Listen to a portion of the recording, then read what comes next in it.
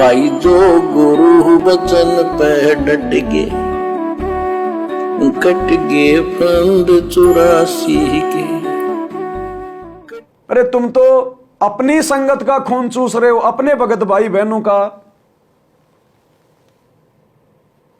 अरे जिसमें खून की कमी है, जो बीमार है, तो उसको परमात्मा की भक्ति से जोड़ो ना। परमात्मा बिना खून के उसको स्वस्थ कर देगा। जब परमात्मा ने कैंसर के रोगियों को ठीक कर दिया, किडनी के रोगियों को ठीक कर दिया भक्ति से, लोगों की फूटी हुई आंखें ठीक कर दी, मरे हुओं को जिंदा कर दिया, निर्धन को अमीर बना दिया, रोगी को स्वस्थ बना दिया, तो तुम्हें किसी को खून देने की जरूरत क्या है? उनको भक्ति दो, भक्ति। भक्ति से अपने आप स्वस्थ होंगे, उनका विश्वास बनेगा। तुम खून दे दे के दुनिया की वो कर रहे हो चापलूसी। और गुरुदेव ने बताया, और ज्ञान आधार भी कहता है, अगर आपने किसी को खून भी देना है तो किसी जरूरतमंद व्यक्ति को डायरेक्ट अपनी आंखों के सामने दो। चाहे आपका रिश्तेदार है, चाहे आपका कोई फ्रेंड है।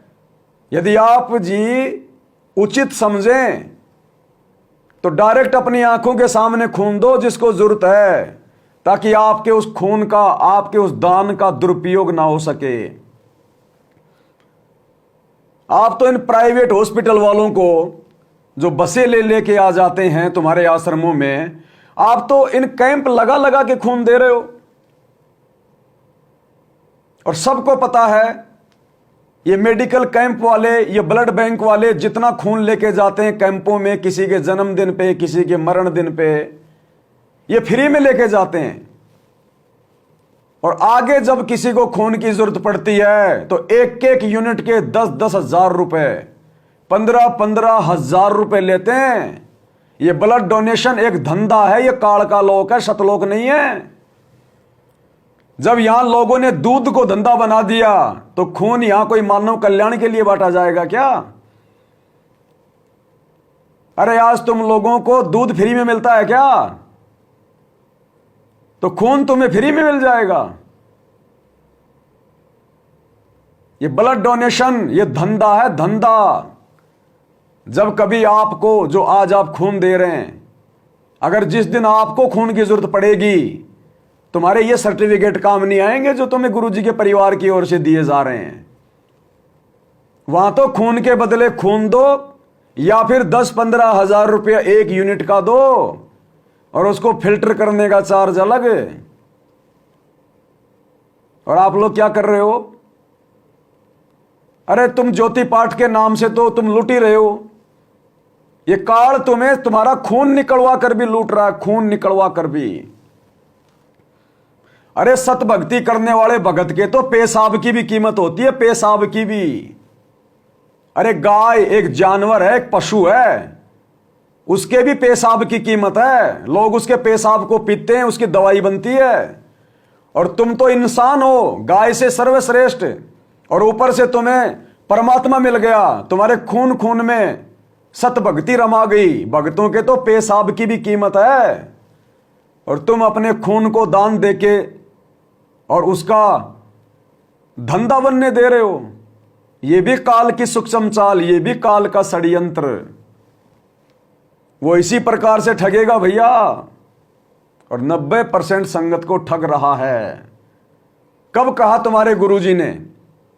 कोई भी माई का लाल, गुरुजी का बेटा बेटी, भाई बंधु रिश्तेदार, कोई भी कोऑर्डिनेटर मुझे सतगुरु रामपाल जी का वो सत्संग सुना दे, हिसार जेल से आई हुई वो ऑडियो या वीडियो दिखा दे, जिसमें सतगुरु रामपाल जी ने कहा हो कि बच्चों तुम ब्लड डोनेशन करो, देह दान करो, रक्त दान करो। दिखा दो कोई भी माई का लाल मुझे। तो संगत फिर किसके आदेश से चल रही है? संगत का गुरु कौन है जिसके आदेश से संगत सारे उल्टे काम कर रही है? भाई और बहनों, यह काल का बहुत बड़ा षड्यंत्र है, और 90% संगत इसमें उलझ के रह गई है। इसीलिए तो सतगुरु सत्संगों में आंसू निकाल निकाल के रोता है। कि जुग 70 हम ज्ञान दिया, जीव न समझा एक। कहे गरीब घर घर फिरे, वो धरे कबीरा भेख। इस परमात्मा के ज्ञान को लोग समझ नहीं पाते, जिस कारण से खाली हाथ जाता है सतलोक खाली हाथ। गुरुदेव ने बताया, बच्चों जब से तुम सतलोक से बिछुड़कर इस गंदे लोक में काल के साथ आए हो, उसी दिन से तुम्हारे पिता ने रोजाना तुम्हारे लिए एक विमान भेजना शुरू कर दिया था सतलोक से त्रिकुटी तक, क्योंकि त्रिकुटी सतलोक का एयरपोर्ट है। उसी दिन से सतलोक से रोजाना एक विमान आता है, इस उम्मीद में परमात्मा भेजता है कि हो सकता है मेरा कोई बच्चा आ जाए।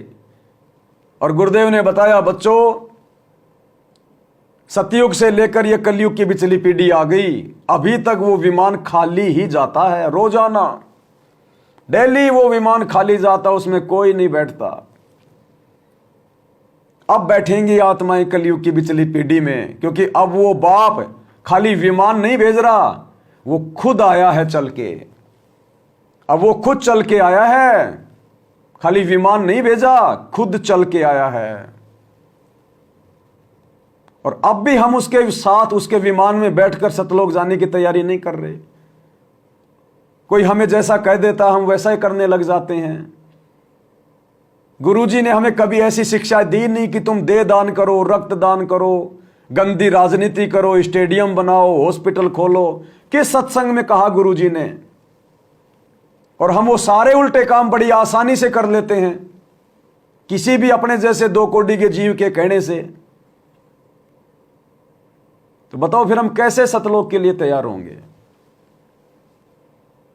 इसलिए परमात्मा ने फिर अंत में थक हार के कि भाई ऐसे तो ये मेरी बातें नहीं मानने वाले, ये तो मेरे सत्संगों को कानों के ऊपर से टालने लग गए, इन्होंने तो मुझे हल्के में ले लिया। इसलिए परमात्मा ने अंत में संगत की छटनी के लिए और अपने उस सतलोक के शब्द स्वरूपी विमान में बैठाने के लिए साध संगतियां शुरू करवाई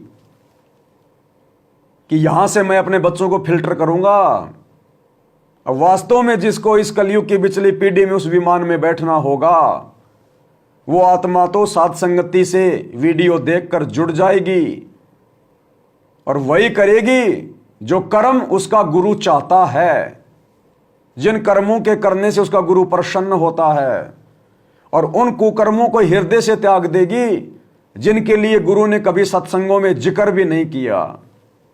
तो सौभाग्य है सत्सेवक भाई बहनों का, सौभाग्य है। भाई जो गुरु बचन पे डट गे, कट गे फंद 84 के, कट गे फंद 84 के, कट गे फंद 84 के।